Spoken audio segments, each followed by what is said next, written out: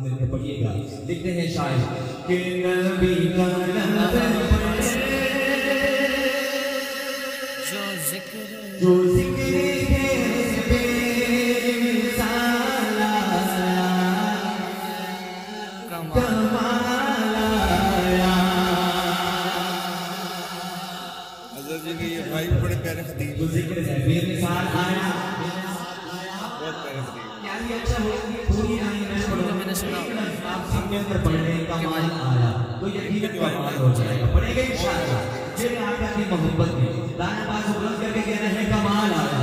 लेकिन ये शायद कि नबी का नंबर पढ़े जो जिक्र है बेमिसाल आया कमाल आया। नबी का नंबर पढ़े जो